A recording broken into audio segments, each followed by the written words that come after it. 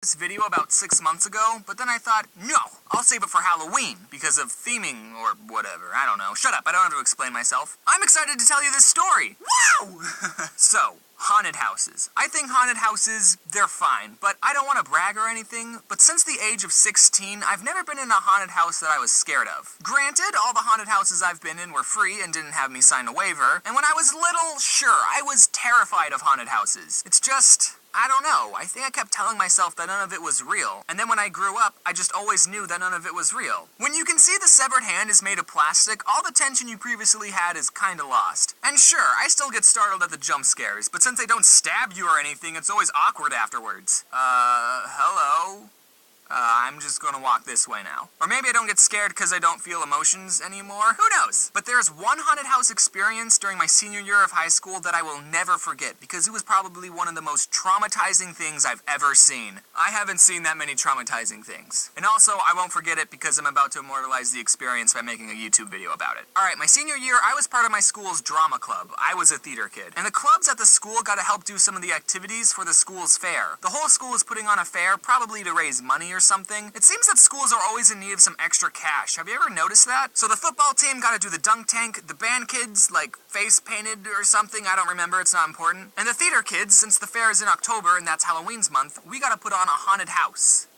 Cool! The drama club was separated into groups, and we would each be a scary part in the haunted house. And we got to make the haunted house inside the school, so we had a lot of area to work with, and there was a lot of space in between each scary thing. My group, what we did is we dressed up as vampires, but scary vampires, and we sat at this dinner table, and we decorated it with fake organs, goblets filled with blood, red Kool-Aid, and we had this freshman girl that was laying on top of the table, and we put fake organs coming out of her, you know, to make it look like we were eating her, because vampires eat people.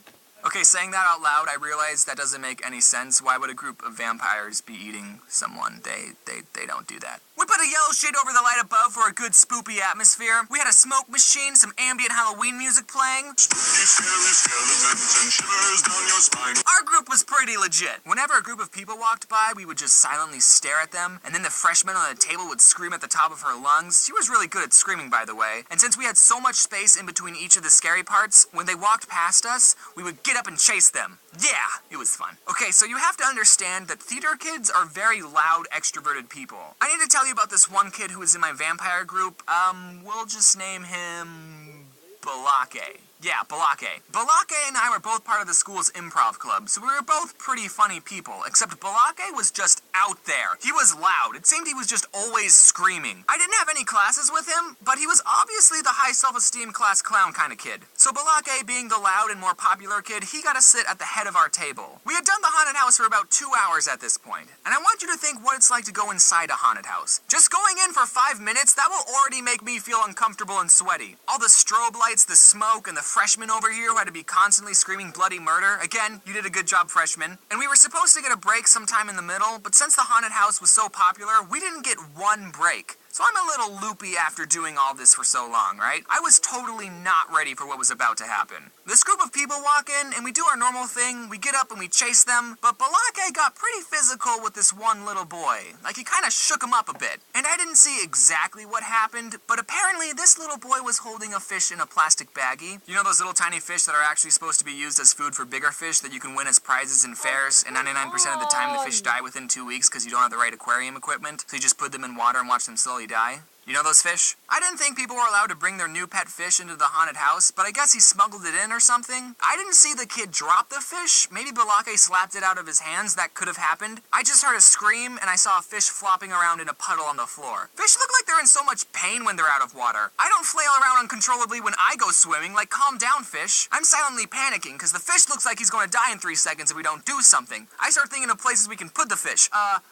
The toilet. But Balake, without saying anything, just immediately bent down, cupped the tiny fish in his hands. He ran back to the table, he put the fish in an empty goblet, and then he poured red Kool-Aid into the cup. Nah, I'm just kidding. He got a water bottle from under the table because they gave us water bottles, and the fish was fine, ladies and gentlemen. It all happened so fast, and thanks to Balake's quick thinking, he saved this little kid's fish. The kid was still a couple of feet down the hall. Balake took the goblet in his hands, he walked it over to the kid, he reached out his hand to give the kid his fish, And then he just chugged the drink! Balake! He drank the fish! And this little kid let out the most blood-curdling scream. It sounded like this kid just watched his pet get swallowed by a complete stranger. It was honestly the loudest scream I heard that night. I bet the next group of people behind these guys were thinking, oh man, whatever's next must be really scary to get that kid to scream like that. The kid started trying to attack Balake, and I'm sure if he had the correct tools, he would have murdered him. Balake eventually spat out the fish.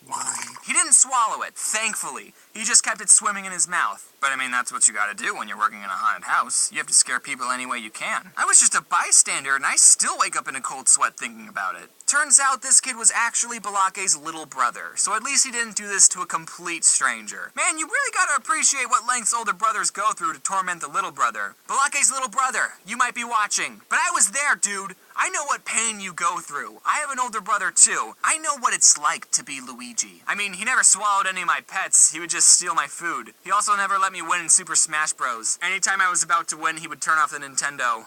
But I mean, I'm fine. Look how I turned out. I shouldn't be so hard on my older brother. After all, he supposedly watches my videos. No one send him a link to this video. I want to see if he actually watches these. Hey bro, you probably forgot all the times you turn off the Nintendo 64, but I'll never forget the first time I beat you in Super Smash Bros. Fair and square without a handicap. We were on Link's stage, your favorite character, and ironically, I was Luigi. So changing subjects, someone asked if I say wear your seatbelt because someone I knew died in a car crash or something. Nope, no one I've ever known has ever died in a car crash. I know of some people who've been in car crashes, but they all lived because they wore their seatbelt.